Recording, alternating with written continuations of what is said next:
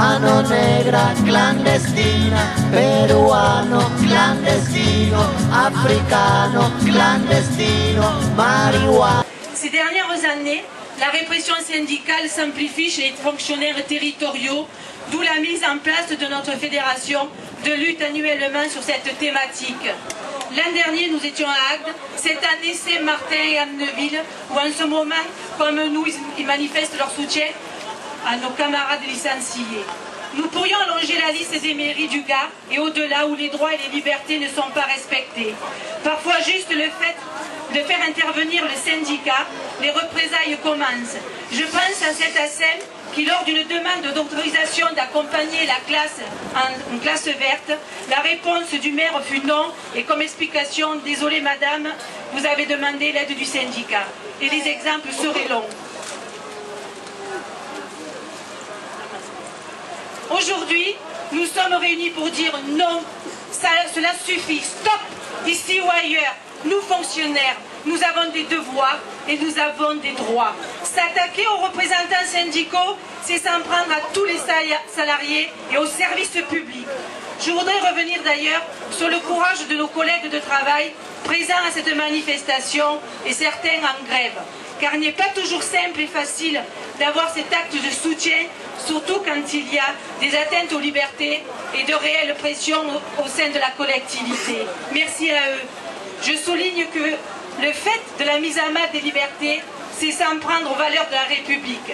Sur chaque fronton de mairie est inscrit liberté, égalité, fraternité. Ce n'est pas seulement pour faire joli, mais selon la Constitution de la Déclaration des droits de l'homme et du citoyen, les libertés et les droits fondamentaux se distinguent ainsi. 4 mai marque pour nous 2 anniversaires. Le premier est bien évidemment l'anniversaire du 4 mai 2000 qui permettait la relaxe de nos camarades d'Alès, qu'on appelait les 10 d'Alès, dont certains sont là aujourd'hui. J'en ai aperçu quelques-uns. Le deuxième est plus local. En effet, c'est le 3 mai 1996 que nous avons réuni notre première heure d'information syndicale, après que nous ayons recréé le syndicat mairie de Saint-Martin, suite aux manifestations de décembre 1995 dans lesquelles nous étions fortement impliqués. Et c'est lors de cette réunion que les premières sanctions ont commencé. En effet, le maire de l'époque, puisque M. Marot dit qu'à l'époque il n'était pas concerné, mais à l'époque M. Marot était quand même premier adjoint. Et le maire de l'époque a profité de cette réunion à laquelle a participé un grand nombre d'employés et qui était organisée par Christophe Capot, qui est là encore aujourd'hui, qu'on remercie,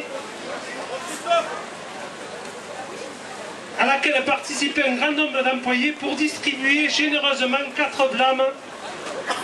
Et depuis, ça n'a fait que s'accentuer. Donc il y a eu la non-remise de la médaille du travail à Martine, le refus de stage syndical à Martine, contrairement à ce qu'il dit ou ce que dit son adjointe Eloki, c'était pas le premier refus de stage syndical, c'était le 4e. Il y a eu des suppressions de primes qui me concernaient, des avancements à durée maximum pour Martine, des transformations de jours de décharge syndicale en jours de congé.